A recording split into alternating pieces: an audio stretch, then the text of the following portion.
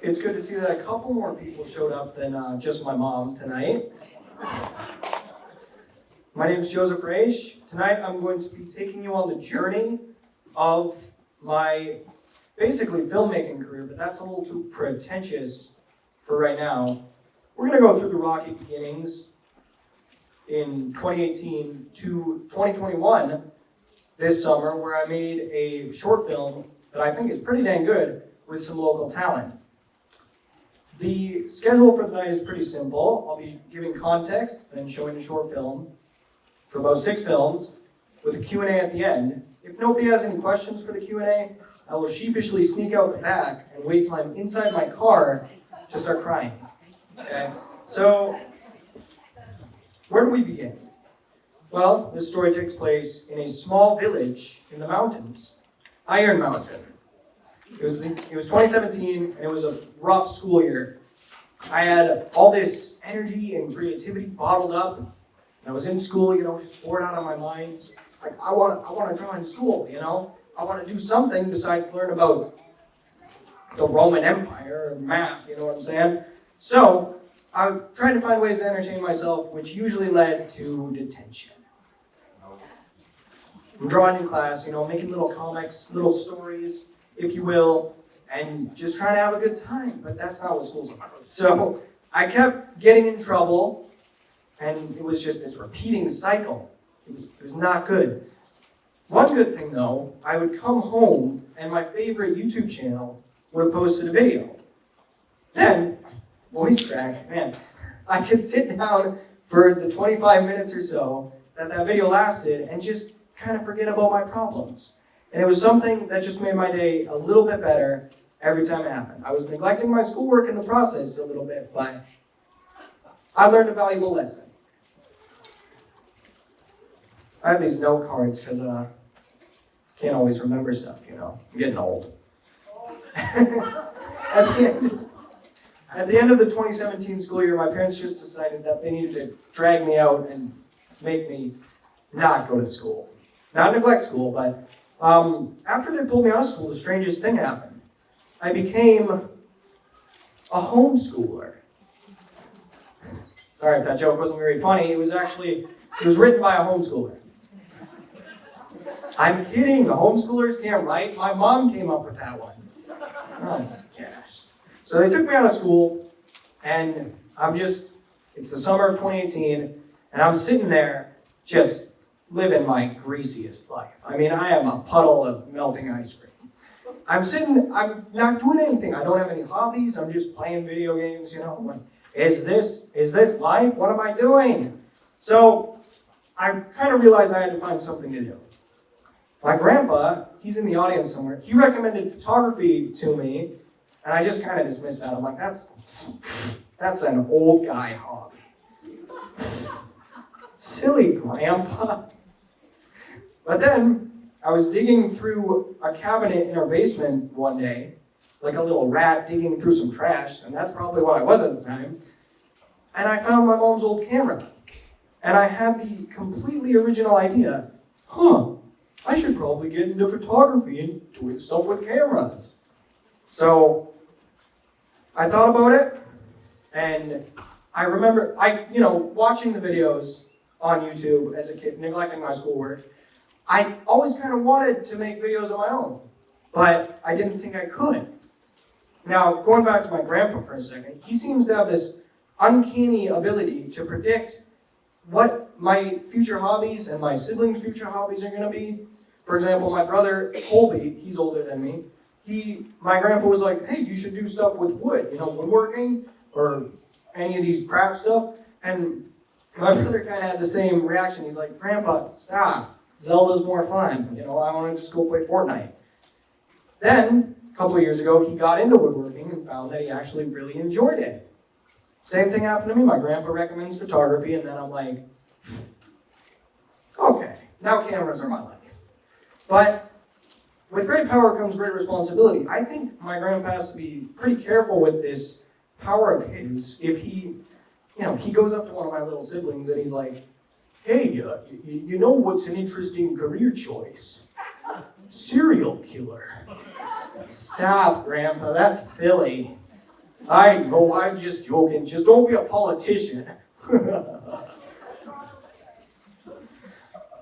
Silly, Grandpa. You're so silly. Well, maybe. So Grandpa's got to be very careful with this ability of his that we don't want serial killers or politicians in this family. So, back to the camera. I remembered all the home videos and pictures of Legos I had taken as a small child, and I was just like, why don't I get back into this? I don't have anything else to do. I went upstairs, took the camera, asked my brother Marcel if he would help me make a video, and we created this.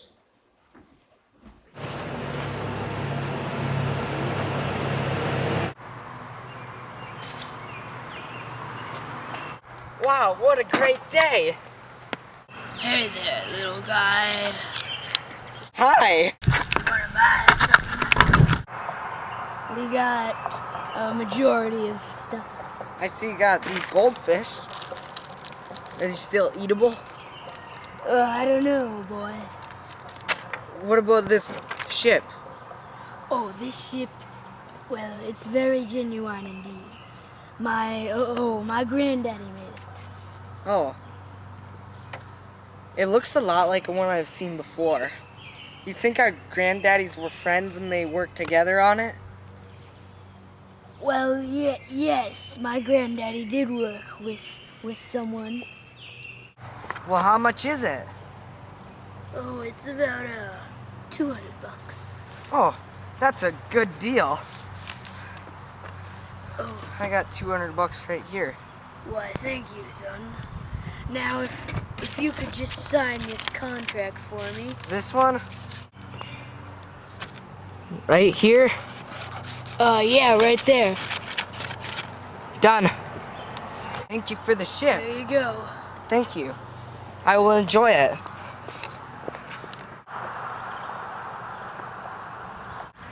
What? Made in China? Oh wait, this is the one I saw at Walmart.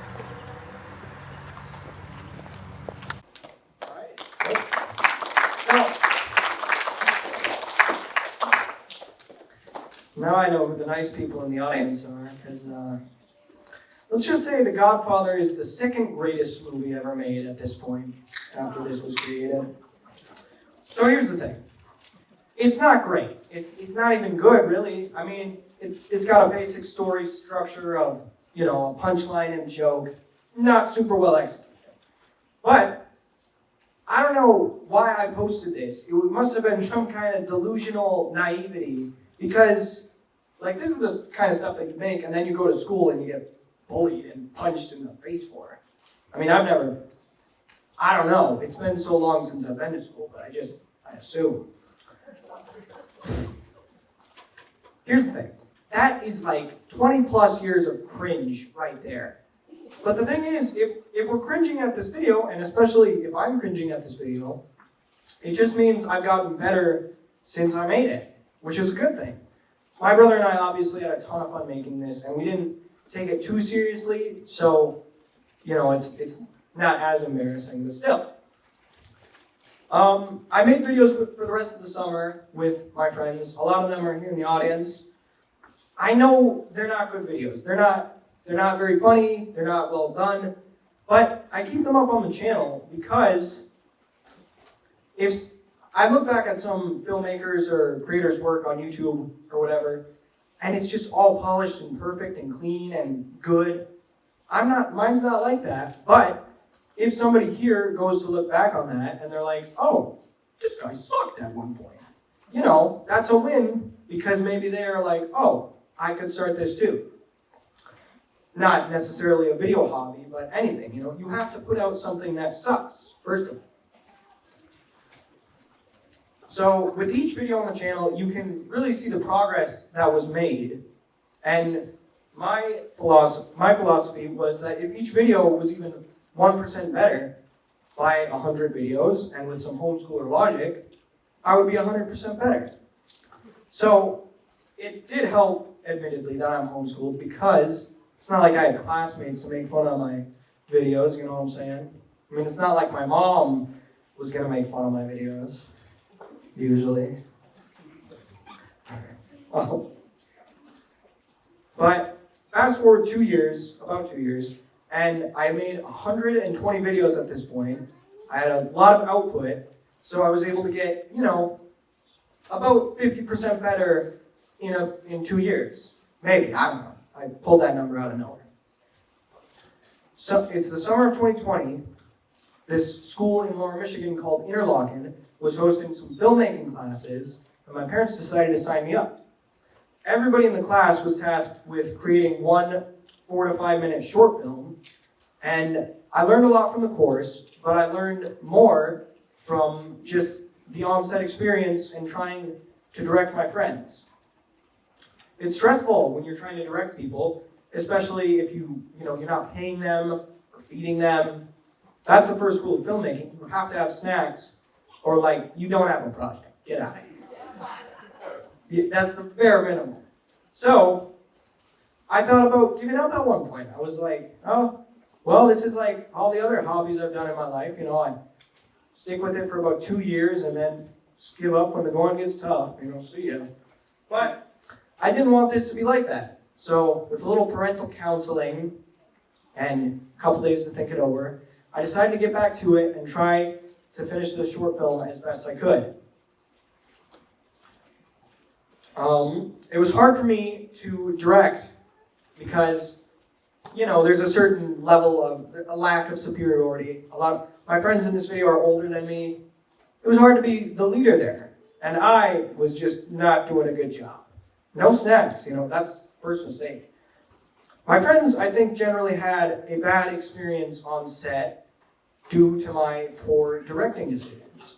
I was very pretentious and self-absorbed. I thought this was going to be my magnum opus or whatever. Very naively delusional at the time. But no matter how good this would have turned out, I guarantee it wouldn't have been worth it for the way the on-set experience was. It just was garbage, not good. Especially, I was a sucky director.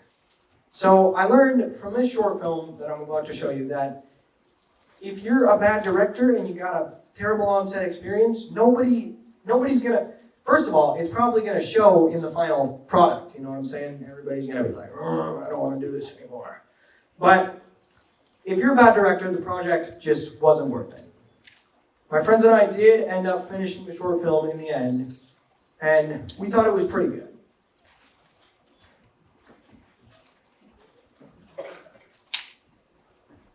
I just wish there was something I could have done to stop the accident. Hey, man, listen. There was nothing you could have done. At least you're okay. I don't know. Maybe I'd be better off dead with the rest of them. Hey, don't say that. You're really lucky you're still alive. Oh, really? I'm lucky! They're all gone, Matt! And I didn't even have a chance to do anything about it! I can't imagine what you're going through right now. But, I know! You don't understand. Good night.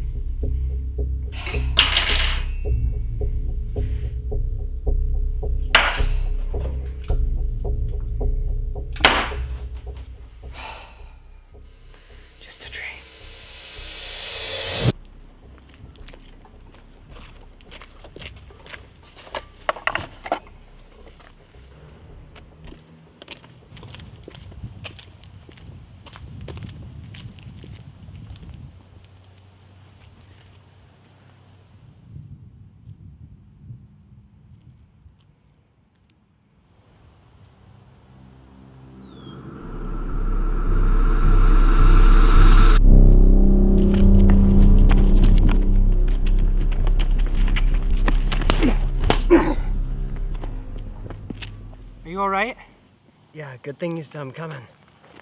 Yeah. How did you know he was coming? Just lucky, I guess. Huh. I didn't realize earlier that I've still got you. So I guess I haven't lost everybody just yet.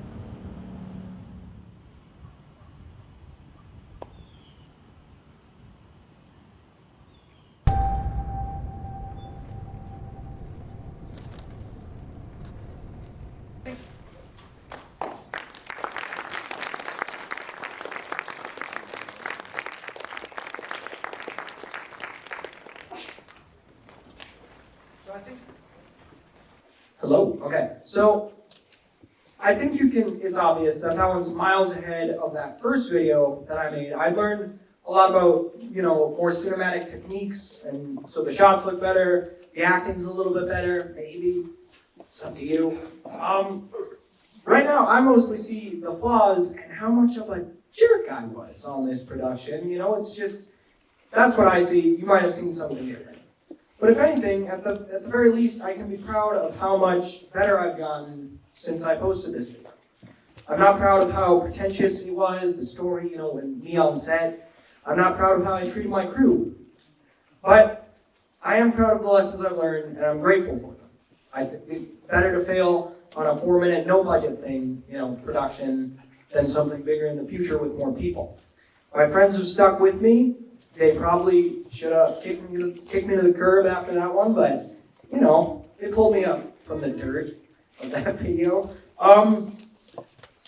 I tried telling a more complex story, and part of the problem with that was I was like, you have to give the audience enough information for the story to make sense, and I was just like, oh, you guys don't get it? It's art. Because you guys are stupid. I acted like I was better than the audience, which is a huge problem. Second to snacks. Well, maybe above snacks, but it's just, like, what is this? It's just a convoluted story about a cup, stapler, and fork. It wasn't a satisfying ending, and it was just pretty greasy all around. Treating the audience with the superiority complex or whatever was the first problem. The second problem was the theme. A good movie will have a good theme. The theme is the central idea behind the movie. For example, the original Star Wars trilogy, over those 3 movies, the theme is that it's never too late for somebody to do the right thing. The whole trilogy, they make you think, oh, Darth Vader's this menace, machine, villain of pure evil. But then, after, they give you the information that he's Luke's son, or Luke is his son, and then, bit by bit, you can see, and it's believable, that he would have the change of heart at the end. I tried doing something similar with the theme. It didn't work out too. It was just, oh my gosh. The theme of Star Wars is what makes it so successful. We're drawn in by the cool costumes, aliens, lightsabers, spaceships, but at the end of the day, we stay to watch the films again and again because of the story they tell and the theme behind them. Another example, the film Rocky. The theme of that movie is that it's better to get up after life gives you a punch or a kick, rather than just stay there and lose the match. Now, a good movie should have a debatable theme. So, not everybody here thinks that bad people can do the right thing at the last minute. I'm willing to bet. Or maybe you think it's better to stay down after life throws a punch. But that's partially why these films are so successful. Because people can come out of the theater with a different message and experience from each one. Now, the theme of a movie isn't an accident. It's a conscious decision by the directors and everybody involved to weave them into the story. It's, down to set design, costumes. That's why green and red lightsabers, I tried to put a theme into my movie. It was just a little too on the nose and obvious, in my opinion, to work well. But the knowledge I gained was invaluable. Sorry about that. Speaking of learning, next I'd like to show you a lesson I learned from my grandfather.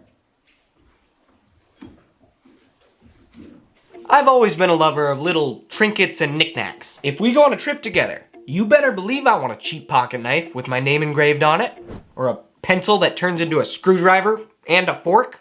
Heck yeah, I just love stuff like that. I'm not entirely sure why.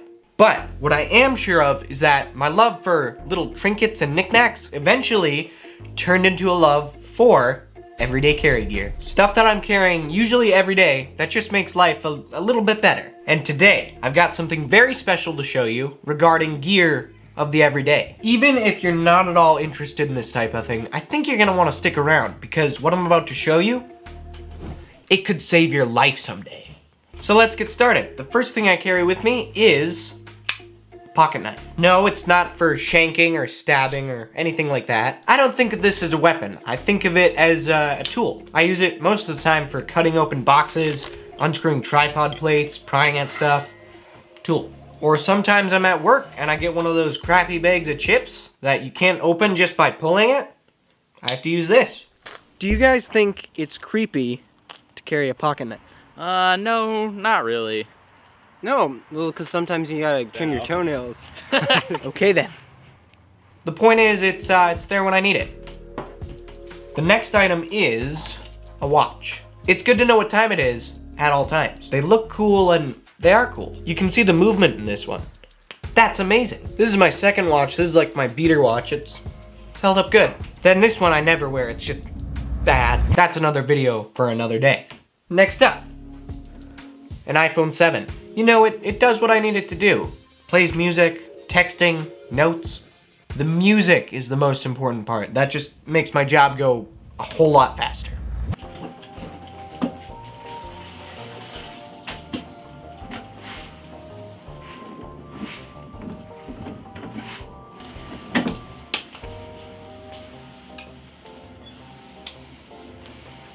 It used to be my mom's, but she got a new one. Look at this loser. He's got his mom's old phone. Shut up.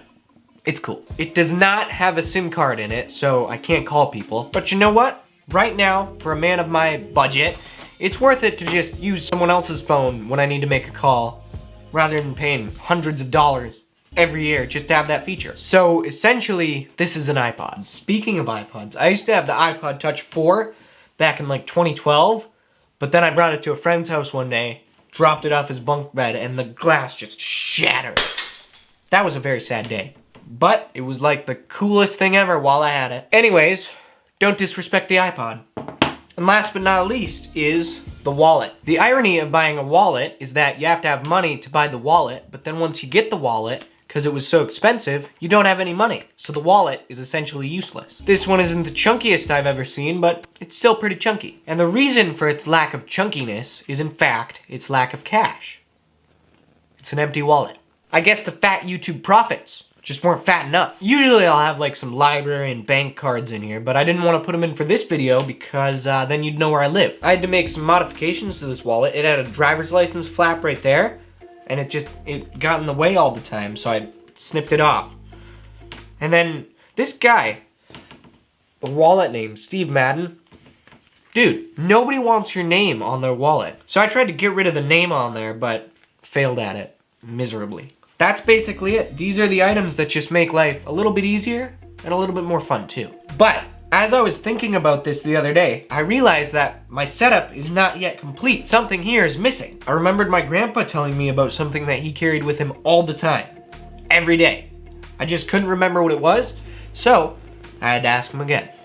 Grandpa, I am making a video about all the different things that people carry with them that just make their lives a little better. What have you got? Well, Joe, you asked me what do I have, and I think the hanky is the most handiest item that a person could carry. Sometimes not just one, it could be 2 to 3 of them, you know, because it depends on your age as well as where you're going. Because, you know, like when you're in your mid-40s or something like that, you know, one hanky basically is all you need because you just need it for your nose at that age, you know. But as you get older, and especially like in your mid-50s and then especially in your 60s, when you go for a walk, especially any lengthy walk, well, you know, like when you're walking in the woods, for instance, and you're way out away from home and that, and there's not a bathroom around. But some big trees. Okay, Grandpa, I think that's quite enough. I'm smelling what you're stepping in. Well, no, Joe. When you do it right, you don't step in it. You use your hanky. All right, Grandpa, I think I think we've heard enough. You know, my hand to God, that is the truth. And you have to, bear with me in the woods. I was thinking later that night. No, please. No, it's not the 30s anymore. No, Grandpa, nobody uses a hanky. No. But then I started to think about all the possible uses of a hanky. And it all started to make sense, okay? Let's say you're out in the forest and you tripped because you're a klutz. That's okay, because you've got your hanky that you can use to tie a sling.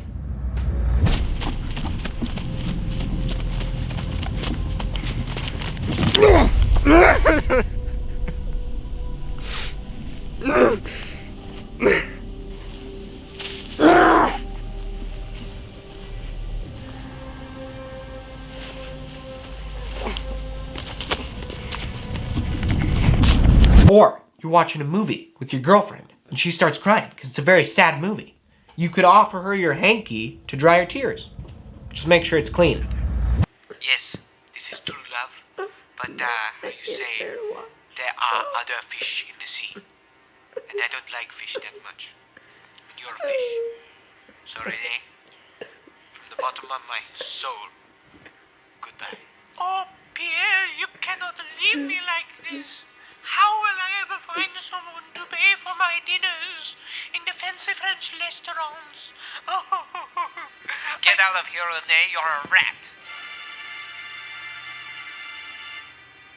That one's a bit dramatic, but definitely a real world use. Or how about this? It's a blazing hot day, and your nearest source of water is miles away. You could use the hanky, hold it over your head, protect your noggin.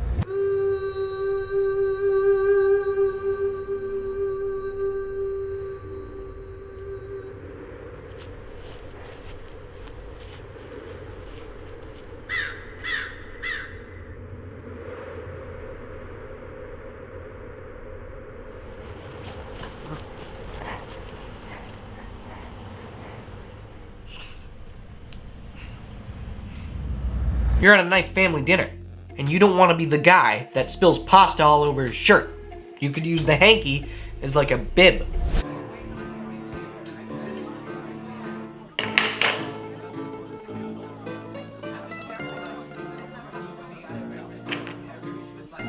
Or you forgot your face mask at home, but the store requires you to wear one. You could tie the hanky over your face as a face mask, and then you could go into the store.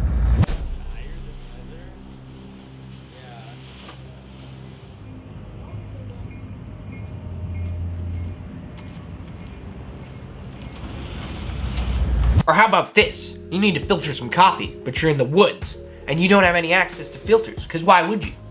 Well, use the hanky to filter them beans.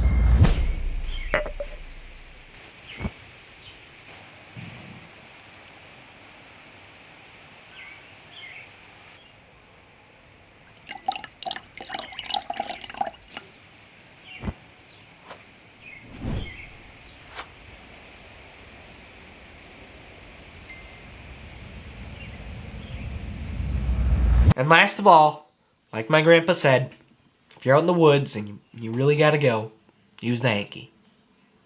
You can use the hanky for all those things plus more. It's really up to you. Your creativity is the limit of the hanky. And who do we have to thank for all this? My grandfather.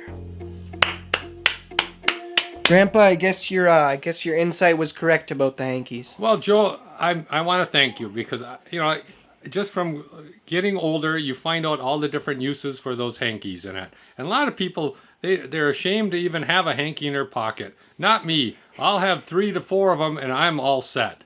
I know I'm covered. Okay, Joe? Yeah, I think I'm gonna get myself a hanky. You really want one, Joe? I have one right here, man. And it was just partially used. So you'll be all right if you use the right corners, okay? That's all right, Grandpa. I think I'll get my own. That's all I've got for you today. I hope this video made your day even just a little bit better. If it did, I'd appreciate it if you destroy all of the buttons down below, because it really does help out. And comment down below if if you plan on using a hanky in the near future.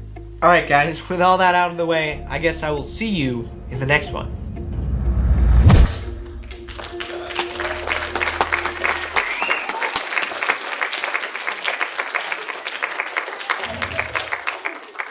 I mean, he's right. I did use the right corner. My grandpa did an amazing job with that video. He's somewhere here in the audience, not sure where, but there's $1 million reward if you find him because I need him to be in our next video. Oh, okay. So that video was requested by my dear Aunt Jackie.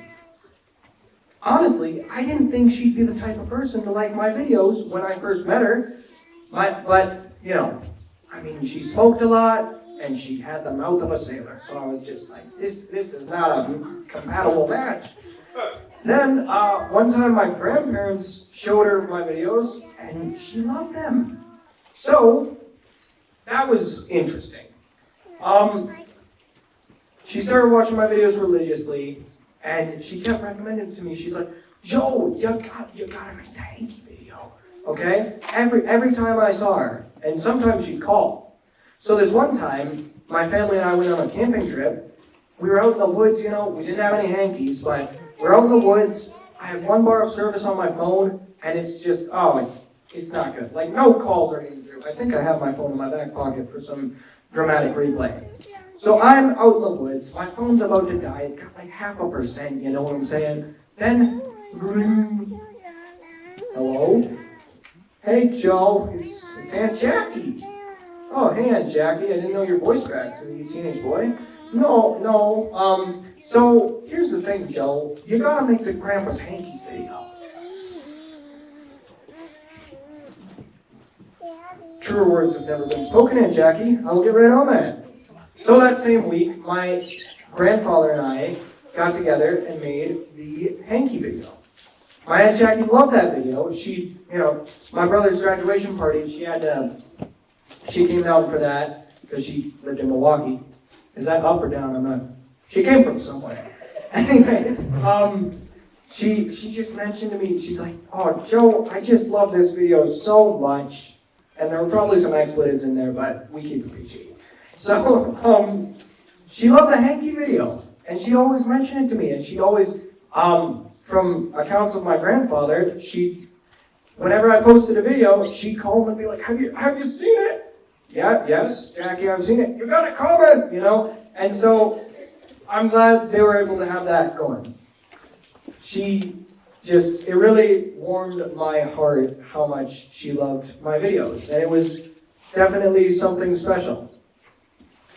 She made me realize the purpose of my channel and why I was even making videos, which this took a couple years to realize, you know. At some point, I asked myself, I'm like, why am I doing this? And why am I not doing things, you know, something popular on YouTube was clickbait a couple years back. So you put, I don't know, like $1 million cash prize in the title or something, and in reality the video is like $100 cash prize. That's clickbait. I was like, why am I not doing that? Why am I not reviewing toys? You know, like toy reviews get a lot of views. I realized I was trying to do something unique to myself and also something that would make the people who watch my videos days a little bit better. So whatever video I made, I'm just thinking, how can I make someone smile with this or laugh? And my Aunt Jackie was really the manifestation of that, and I got to see that in real life and every time I saw her, which was really cool. I remember the videos I watched as a kid, as a kid in 2017, and I was like, I want to give that experience to other people.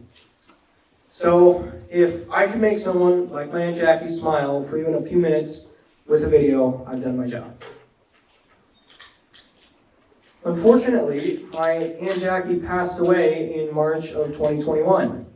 This hit me hard. It was jarring. It took a few days to even process what had happened, you know, because it's different if you read about somebody in the paper and it's, you know, I don't know that person, but when it's somebody that you knew and that you just experienced, even in a short period of time, that you experienced all these emotions and like laughter with, it it hit me.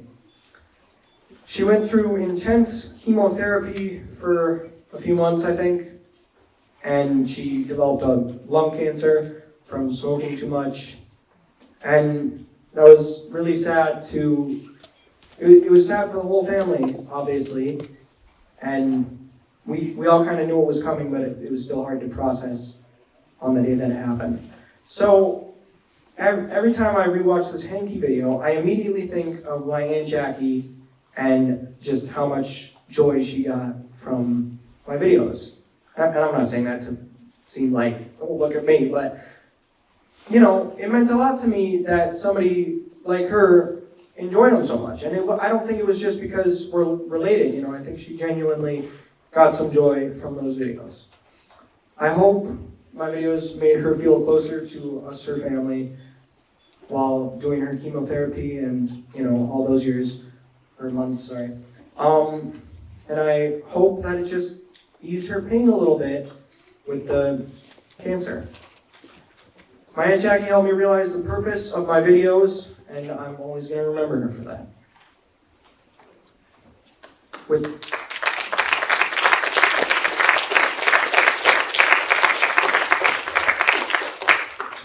With that, we will have a 15-minute intermission. Go get some snacks if you want, or just sit there. It's really up to you. Greetings again. I hope you guys didn't eat too many snacks, because this next video, well, it's been known to make the victims, you'll see.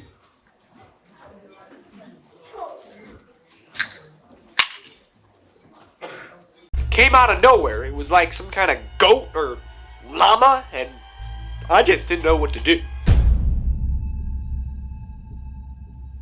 So some of the viewers may know, fans of the show, that my little sister Patricia had some seizures a few weeks back. She's all better now, and that's good. But when she came back, I noticed she had something peculiar on her arm. It was like some kind of goat or llama, and for its legs, it had those slap band things that the kids used to play with back in the 80s. We've all seen the movies. The little sibling gets some fun and innocent to play with, and then turns out to be some kind of evil beast. But this was different. Now, I know sometimes we scare ourselves, and, you know, this might just be my imagination messing with me, and I do have a wonderful imagination, thanks to, you know, they cultured things like that back in the... Anyway, from what I can tell, this thing's alive. It's quite alive. It all started one bright and sunny afternoon. I mean, it was quite a beautiful day, but the director told me that for the purposes of this program, it was a dark and stormy night. My little baby sister was back home. She was playing on the floor with her goat llama slapper toy, and I was doing paperwork. And then she decides that she doesn't like the llama goat slapper thing that much. What does she do? She chucks it at me. And of course, I can't be mad at my little baby sister for that long, because she's too adorable. So I just set the llama goat slapper thing aside and didn't think anything of it. But then I go to sleep, and what do I find when I wake up? The llama goat slapper thing had moved. Now, I for one do not believe in ghosts, but this thing was totally a ghost. A paranormal phenomenon. That's what it is. I did not know if there was some kind of sixth sense thing going on here, like the llama goat was trying to speak to me. Either way, it creeped me out. So I decided to just wait it out until the next day. I mean, this thing could be dangerous, okay? But I knew in my head at the time that if this ghost turned out to be a problem, it was gonna have to be busted. That's a movie reference for you. Did you get that? Anyway, the next night, I fell asleep, but before I did, I noted the position of said llama goat. And what did I find when I woke up? I don't even have to tell you, because you already know at this point. The llama goat had moved. Again. It was like I was in some kind of gall-darn creepy twisted chess game with this stuffed animal. And he looked at me and he said, "Sure move." And it was at this point that I knew that it was up to me to take care of this monster. I geared up, ready for a fight. And that night, I went to sleep a little bit earlier than usual. I was waiting for the beast to make his next move. And as I had expected, the next morning, the llama goat had traveled to a new spot in the room. And you already know, for the rest of the day, my eyes were glued to that llama. I was watching it like a hawk. Nothing happened during the day, but that night, I decided to go sleep on the couch, because who knows? Maybe this llama was confined to my room. Long story short, while I was sleeping on the couch, the stuffed animal moved yet again. At this point, I was very confused. I had no idea what to do. So, I got a second opinion. Fred, I'm just not sure how to deal with this llama goat slapper thing. Have you tried setting up some traps? Traps? Well, yeah. Haven't you ever watched Scooby-Doo?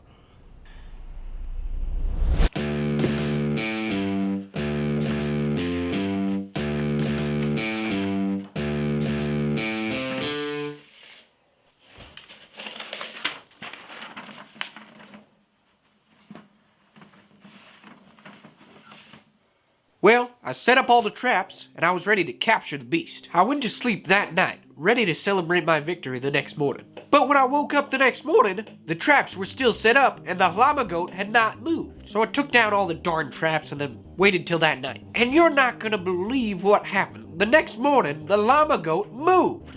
The darn thing knows when I set up traps, and then it waits until I take them all down, and my hard work, and then it strikes. At this point, I just about given up. I mean, the llama goat, it didn't have a movement pattern anymore. It used to move every night, and I knew when it would move next. Now I had no idea when it was going to move next. It scared my nasals clean. Suppose that was a good thing, but still, I was having trouble sleeping. And I lived like that for a long time. Felt like years. Of course, my mama said it was only 6 days, but what does she know? I didn't think this ghoul would ever stop bothering me. It started moving more frequently, just about every night. But I didn't even care anymore. I mean, I had accepted my predicament, and I wasn't gonna mess with this beast. Let me tell you something. You know, when my friend Bob first told me about his ghost problem, I thought he was a total nut. But then I remembered this time where me and him went camping. Me and him were in this, like, tent sleeping. But I didn't get a wink of sleep that night because he was, like, talking and kicking in his unconscious necessity. So I was there just listening to him yap and yip about some anomaly, you know? And I was just there shaking my head. Because I theorized that he was a sleepwalker. I'll tell you what we're gonna do.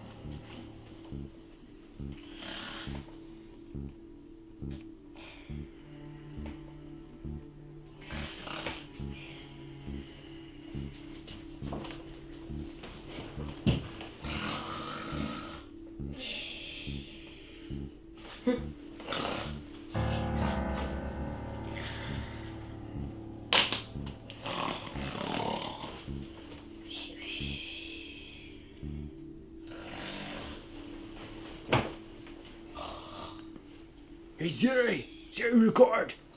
Record! Hey! Phone, record! I knew it was you. How long? Fred? Bob?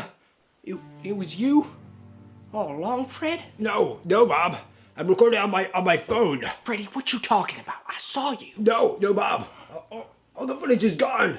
I didn't want it to come to this, Freddy. But you know, I would have forgiven you if you would have told me the truth. But you lied to me.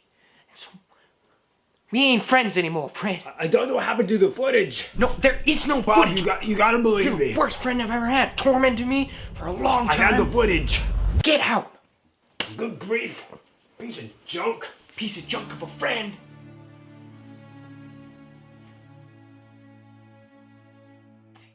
Well, that's how that story ended. My own best friend Fred made a fool of me. Now that Bob is a real fop. When I tried to show him the security footage, he wouldn't believe me. Now that might be because this thing wouldn't record, piece of junk, just like you, Bob. It is sad that I don't have Fred's friendship anymore, but the ghost mystery has been solved by my intellectual genius. That's besides the point. The point is, Bob didn't believe me, his best friend, his only friend. He didn't even come to Friday morning coffee. At least he's not scared of that fool stuffed animal. Heck, I'm not even scared of this here little critter no more. In fact, I've taken quite a liking to it, you know, but for now, I think I'm gonna get some well-earned rest. So if you'll excuse me.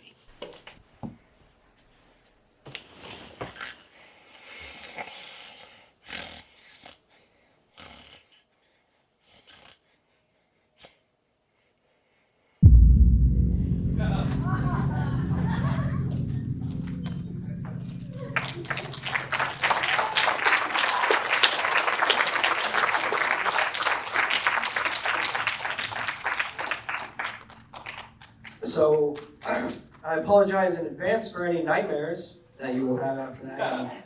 I get that it's scary stuff. I remember going to hotels as a kid and even as a larger kid and watching, you know, the History Channel and National Geographic documentaries about like Bigfoot and stuff.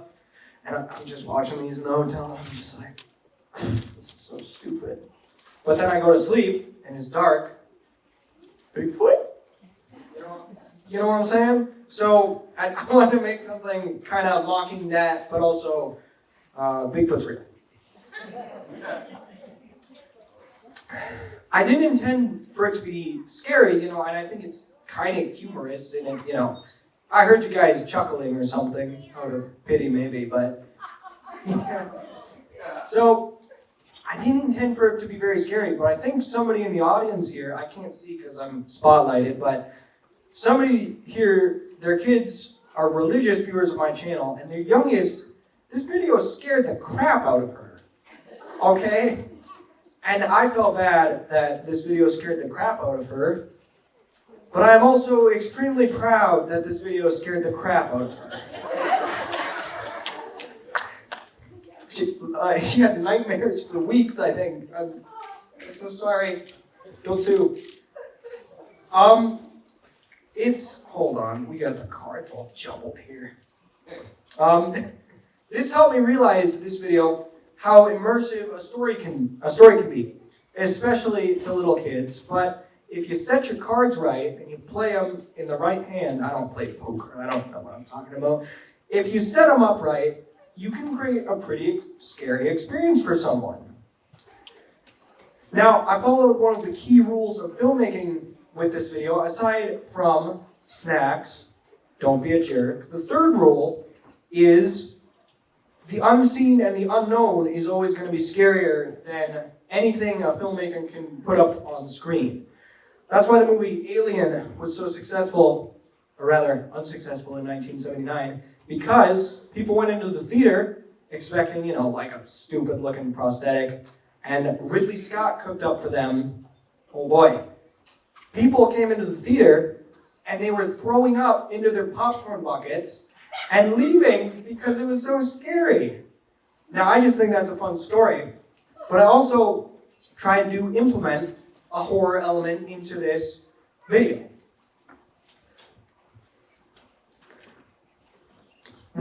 So back to Alien, you never see the alien in Alien, you never see it.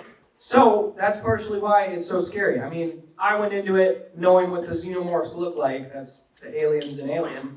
But if you don't know what it looks like, your imagination is just so complex that it will fill in all the gaps, and you see one eye and you're like, oh boy, this is not gonna be a good couple of weeks. I'm not gonna sleep.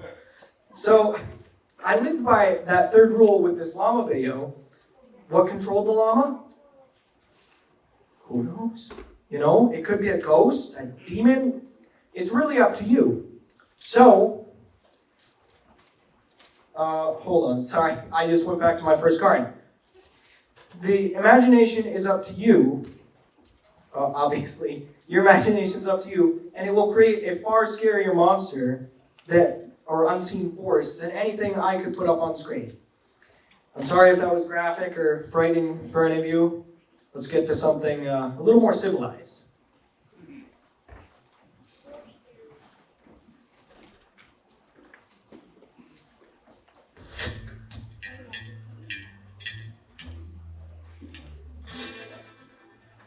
Look, I ain't never shot a kid before, but I've also never left a heist empty-handed either. Well, I hope you got something valuable stored away. Because what you got in that bag isn't going to be helping your retirement fund at all. I got a feeling that one of us ain't gonna be too concerned about retirement after this is over. Well, in that case, maybe I'll throw a few bucks in your coffin. I might pay for your funeral, if you're quick. I guess. Better get to it then. May the Lord pardon your rotten soul. Whoa! Take it easy there. What? Well, don't you think gunslinging is a little uncivilized? Uncivilized? It's one of the best ways to solve a problem. Oh. I mean, it's savage, really. There's gotta be another way to do this. Rocks? You'd rather I smash your face in with a rock instead of putting you to rest in an honorable duel? No. How's about we see who can climb that tree first? Whoever does, gets to live. I'm sorry. Are we schoolboys or something? All right. Fine. I don't see the problem with dueling like men. And that's just the problem. What does dueling have to be with being a man? A test of skill, courage, wit. Name something more masculine. I'll tell you, the most manly thing I can think of, apples. Eating apples. Have you lost your mind? Just think about it. Whoever can eat an apple the fastest is obviously the most skilled. And you want to talk about courage? Eating an apple in under 5 seconds? Hey, that's courage, man. My cousin, he died from eating that apple in 5 seconds. That was a bad apple. That might just be the worst idea I've ever heard. Fine. How about mean faces? The meanest face wins. Go! You do realize I could shoot you here and now and end this pointless conversation. Not if I hand myself in. Here, tie me up, kiddo. I accept my defeat. Wait, really? You tell me the truth? No! Bang! You fool! Oh.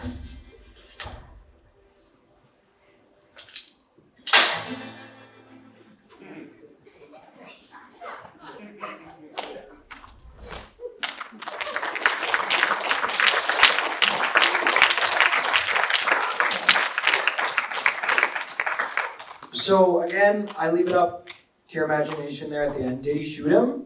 You know, I'm sure the adults or whoever in the audience can think of a more gruesome way. But then that gives it a bit of a dual side, duel for the little kids, and it's not super gruesome and violent. You know what I'm saying? So that wasn't even in the cards. I just thought of that right now. Oh, the whole evening is ruined. So that's one of my favorite sketches that I've done. It's inspired a lot by the snappy, quick dialogue from 60s spaghetti westerns. I've always liked westerns. We used to watch Bonanza, the TV show, with my grandparents every time we visited them. And the John Wayne movies, we got into those a couple years ago really heavily. There's this one, it's called The War Wagon, and it's about these criminals, and they get a hold of this metal wagon that has a machine gun on the top. And obviously they use that to rob banks and, do criminal stuff. I wouldn't know anything about that. So my brothers and I decided to recreate this however many years ago. It's got to be 7 or whatever years ago at the time. I'd never do something like this now, but my brothers and I decided to recreate this. We got a bike, a rope, hooked up a wagon to the back of the bike. One of us pedaled, and the other threw acorns and pine cones at the enemy trees. I became John Wayne for a second there. So, then about 8 months ago, I was inspired to do a Western skit, and I was like, oh, this is a great idea. I'm going to film it in the deserts of Michigan. And then I realized that I was going to film it in the deserts of Michigan. That's not a thing.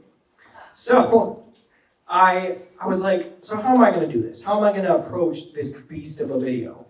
I thought about doing it with green screen, but then I didn't have the confidence that I could do that. Just hit myself in the face. I don't have any confidence, I guess. I didn't have the confidence that I could do that and make it look good. So I was like, that's garbage. Get that idea out of here. Then I saw this TV show called The Mandalorian, and I was inspired by how they shot it practically, so that's without CGI in some scenes. They had this giant projector room. It's like a circular room. I don't know what you'd call that. There's a technical term, but it's got an LED panel all around it, and that's how they get a more effective look rather than using a green screen and keying out, cutting out stuff. It's a whole process. So this is easier if you have the budget and a CGI green screen room, LED screen room. I do not have an LED screen room, but I have a 50-inch TV in my basement. So that whole thing was shot in close-ups, as you can tell, but we tried to utilize the green screen, and I think it gave us a more realistic and better look for the skit. The lighting plus a little TV magic and the skit came together. So there was this movie that came out in 2020. It was called Duel. It was starring a cast of A-list actors, and it was starring Robert Downey Jr. It had a budget of $175 million, and it was a complete flop. So what's wrong here? That should have been a smash hit. The problem was, as far as I can tell, they didn't have any constraints. It's like, if we want to pull a saxophone out of the butt of a dragon, let's do it. We got Robert Downey Jr., he's already signed a contract. That's what happens. I haven't seen the movie, I heard about it, so, I'm not going to watch that. So, you wonder, well, why was that? They had all of these resources to make the movie. Well, it's because they didn't have any constraints. Creativity comes from constraints, said somebody. Not quite sure who. So with the 50-inch TV, I had to think, I didn't originally plan on making it a Western because, it's like, I'm sorry, I went off the rails there. I didn't originally plan on making it a Western, but then I realized that in the Western genre, a lot of it is shot in ultra-tight close-ups. So I decided to use that to my advantage when shooting on my TV. Speaking of constraints, on the original Star Wars movie, George Lucas was working with the technology of his time. And obviously, he was limited by that. But a lot of people argue that those original trilogy movies are better than the prequel movies he made in the early 2000s because he was more limited. And when you don't know if the special effects will turn out as best as you hope, you have to make sure the story makes up for it. I dropped a card. Sorry. So the last film I made this summer, I made it with a college course a course offered by a college that I'm looking into attending. It's a film school down in California. And I was working on they tasked us again with making a 10-minute short film. I was working with a lot of constraints, but I'm grateful for those constraints because they solved a lot, or they made me think of ideas that weren't so obvious. I can't give any examples off the top of my head because that would spoil the movie, but I'm proud of the screenplay. and I'm proud of the constraints I had and how I overcame them. I took my make your day a little bit better philosophy and I applied it to this, but on a deeper level, I want this next film that I show you to stay with you for longer than the runtime due to its hopefully better implemented cinematic themes. Without further ado, I'd like to present to you the final short film of the night, made in the summer of 2021.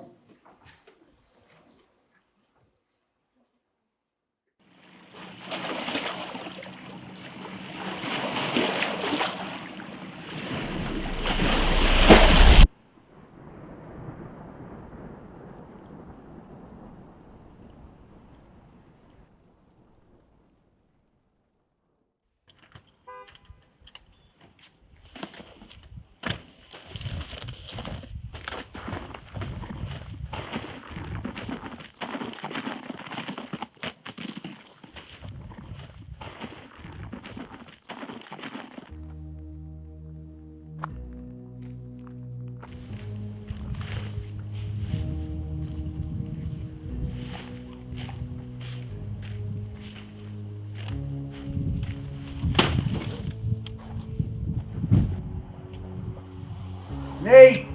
Get back in here! What do you need? You've got boxes to sort. The shelves are already stocked full. Well then, vacuum the carpets.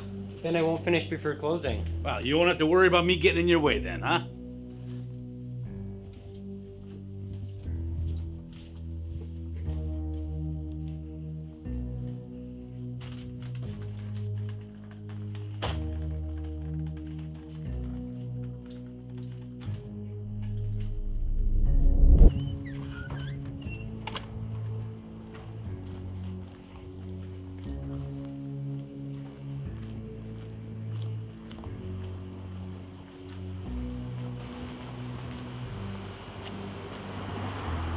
Hey, I need you to come in early tomorrow, rearrange your shelf.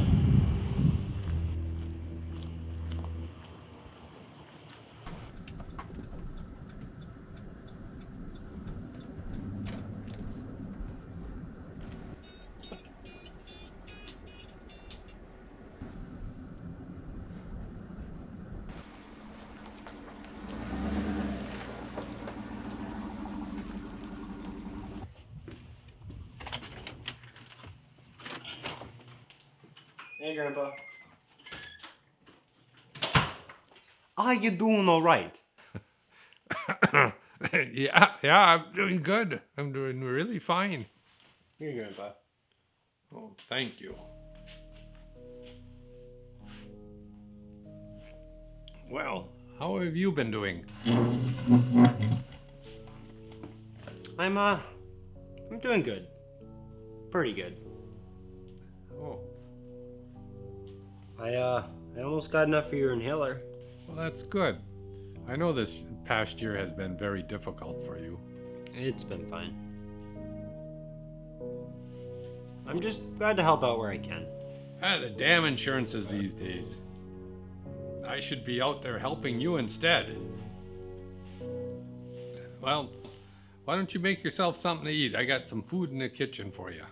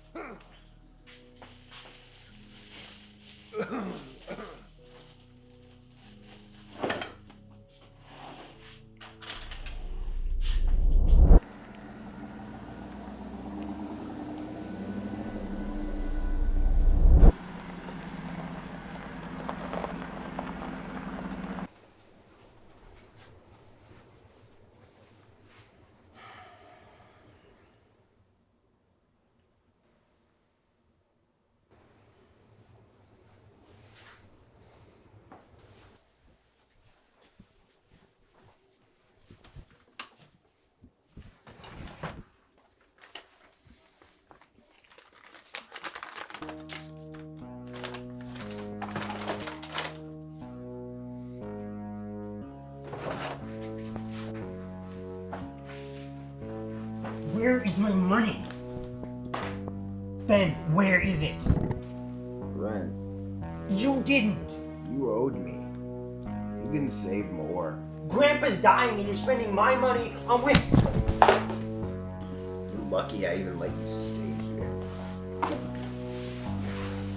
I'd be luckier if I wasn't even your brother.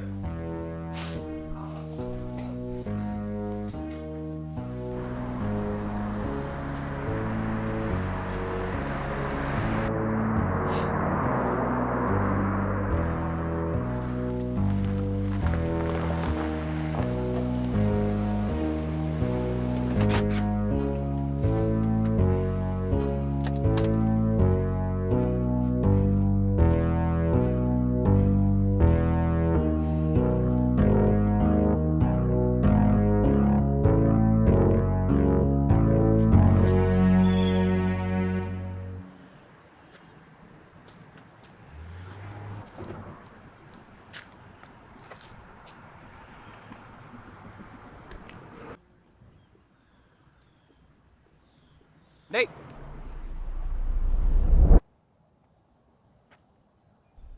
It's been a while. Where are we? I'll show you.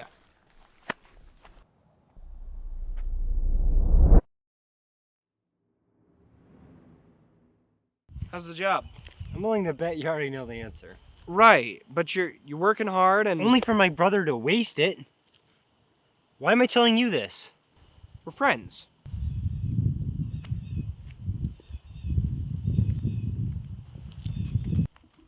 It's amazing. What? It's a dump. Well, it wasn't always. No, Nate, stop!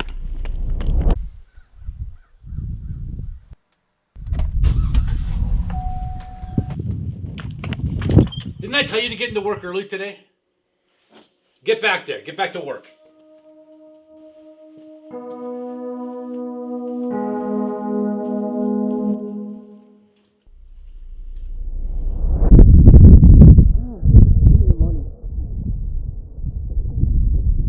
What just happened? He stole from you. How do you know that? You're not like your brother. How do you know?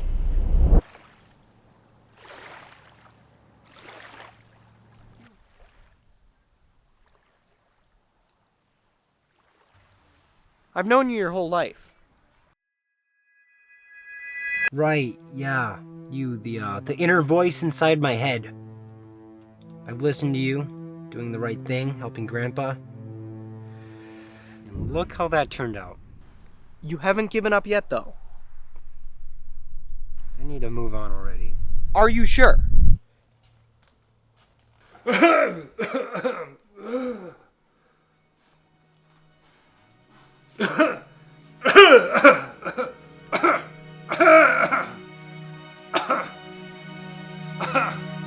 Hello, it's Nate. Leave a message at the meeting.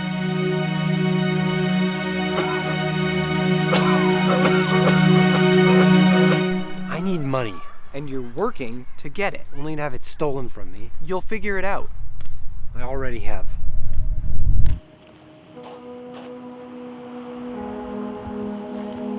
You can't do this. I have to.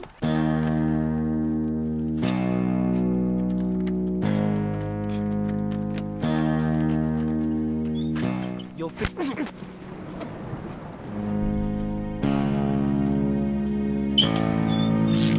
Hey, who's there? What do you want?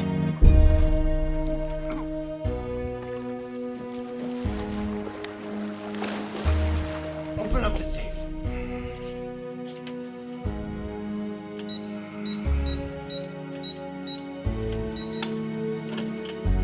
All right, it's open.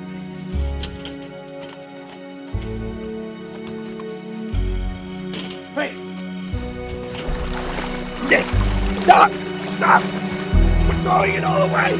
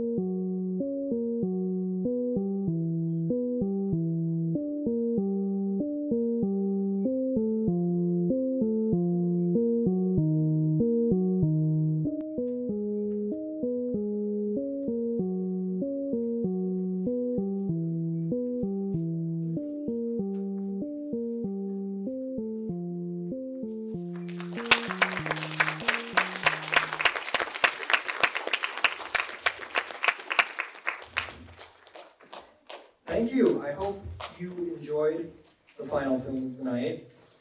I want to talk just real quick about the most valuable thing I came away with from this short film. So when I started making it, I wanted to make the most ambitious project I could as far as the shots, the story, but I also knew that I needed to suppress any ego or pretentiousness in order to make it something worthwhile and a good experience for everybody working on it. So I worked every day on set.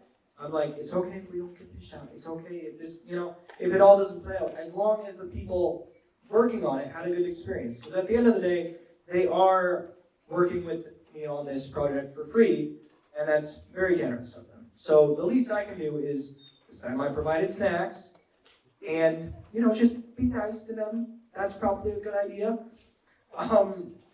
I think the crew on this project came away with a better experience than on the last. I don't know if that's, yeah, I think so. It turned out better than I expected, and it was fantastic to work with all these people. I'd like to thank Andre Lemire for being my lead man and starring role. He put up with all my antics and, like, oh, come on, man, we gotta finish the shot. We gotta finish the shoot day. But he stuck with it, and he just did a fantastic job. I'd like to thank my grandpa, Robin Vargo. He, as well as playing a good grandpa on screen, he's a great one in real life. And he helped me on this. He was the grandpa. I think he did a great job, and it was really nice of him to help out. I'd like to thank Rob Lundholm for being the complete opposite of who he is in real life. He played the boss.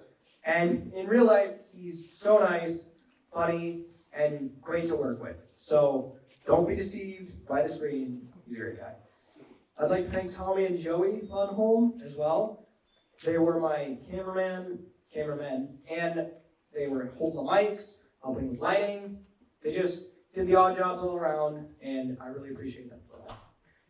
My mom and dad, they let me film in the farmhouse for the workplace scene, all those. And they put up with all the drama and crises that come along with creating a project like this, and I want to thank them for that. My Aunt Teresa and Uncle Jason, they're not here tonight, I don't think. They're on a camping trip, but they're very supportive. Take my word for it. They let us use their house to film it for the grandpa's house, so big thumbs up there. I'm still not sure if they're here. Fine. Yeah, that's the people that helped out, and they all did a great job. I'd like to thank Rodney for doing the projectors and all the lighting. He did a great job. Jinx was great to work with and just treated me with so much respect for the level I'm at. And she kind of took a chance with this, but I think it turned out really well. Film is, at the end of the day, a collaborative effort, and the most important aspect of it is that everybody feels appreciated and respected when they're on set. So I feel like there was a great balance here between people feeling like they were having a good time, but also we got a lot done, and I think it turned out great. Now I'll take some time to answer any questions you guys might have. If there are none, I'll walk out the back door, like I said, sheepishly. I have a question. Yeah. I'm staff, by the way. As you know, filmmaking's a lot of different things you gotta do. You're a writer, director, sometimes photographer, acting, in your case a lot, editing. What's your favorite part of the process? My favorite part is writing, I'd say, because that gives me the most control, and if something's wrong, it's my fault, but I can also fix it. Very, easier than, but I really love when I'm filming my grandpa or Andre or Mr. Lundholm or any of the crew, and they just give a great performance, or it's like they do something with the lighting that I didn't expect, and just the kind of ecstasy that comes with a shot or a scene or whatever turning out better than you could have expected. Are you planning on continuing your filming career? Or? No, it's over right now. Get it out of here. I've put up with it for far too long. Absolutely. This is what I find the most joy and purpose in doing in life, besides, being part of my family. But this is second, and it just, I'm going to continue doing it, and hopefully bigger and better projects to come in the future. Who do you think acted the best in the show? That is such a loaded question. I disown you as a brother. I can't answer that. They all did wonderfully. Out of everything that you filmed, what is your personal favorite? I really like how this No More Inner Voice one turned out. I love the sketches with my grandpa though. I love when it can come together and you film and collaborate with other people, you just get so much more stuff, so many more things, little gifts of like stuff that was unplanned that you don't get when you're just filming alone with, a big mustache on and a flannel in your bedroom. So, Do you have any tips for directors? for directors, okay, so you have to be nice. That's the number one. If you are a nice person and you just keep your cool on set, and when stuff doesn't go your way, you just keep your cool, everything goes better, and you don't have people that are like, I'm never coming back here again. So you got to be nice to people, but as far as getting better scenes, I don't know, it's just, I watched many YouTube videos on how to do it, and I'm not even at a level that I think is great yet, but you just improve with each one, and don't be afraid to put something out that absolutely sucks. You don't have to post it, but you gotta make it. You know what I'm saying? Yeah, and that was my other question actually. Do you have any advice for someone who is worried to put out something that's really cringy? Well, you could always you're always gonna think it's cringy. Like, I look back on this last short film even, and I'm like, oh my gosh, that piece of dialogue, I should have chucked that. But it's really just, everybody, if you're not willing to be cringy and put something out there that's, a little dumb, or maybe look back on it and you don't love it, that's everybody else, that never puts anything out there. That's Jimmy in the cinema going, oh, this and this was wrong, but, I could make a better movie, but then he never makes it. So, you just gotta make stuff. That's basically it. Do you need any more local talent? Sure, always.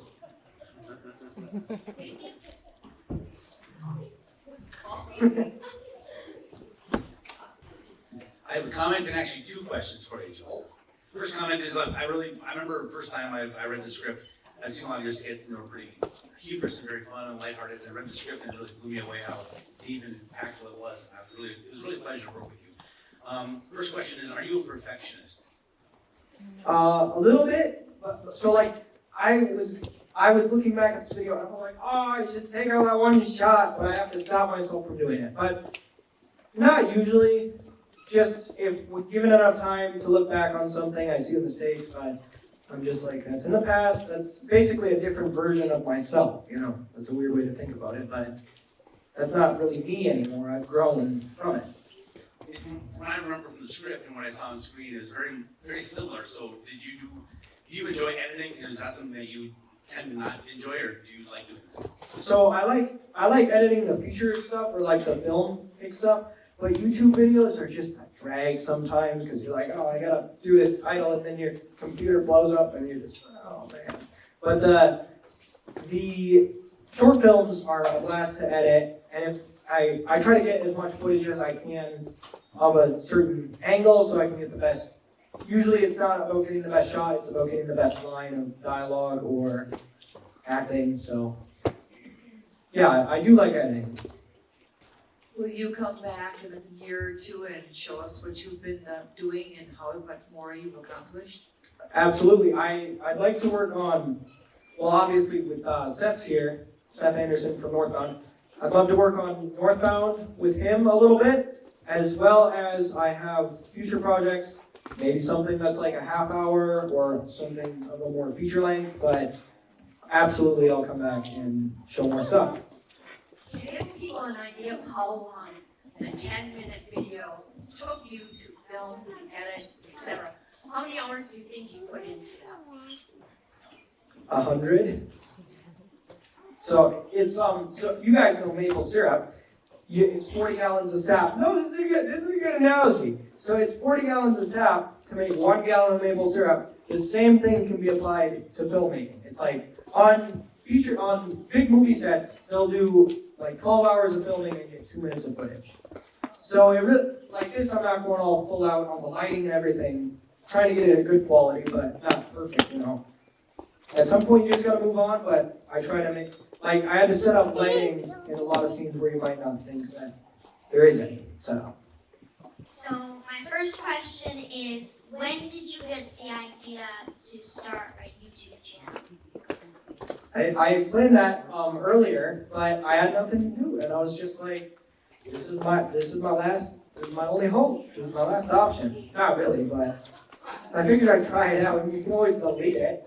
I was homeschooled, so I was a little free from the shame, except for my mom, who would be like, that was a very bad video, and now you don't get any toys. I'll answer my question for you. I was the best in your show, even though I wasn't in it. Good answer, Mateo. All right, I'm sneaking out.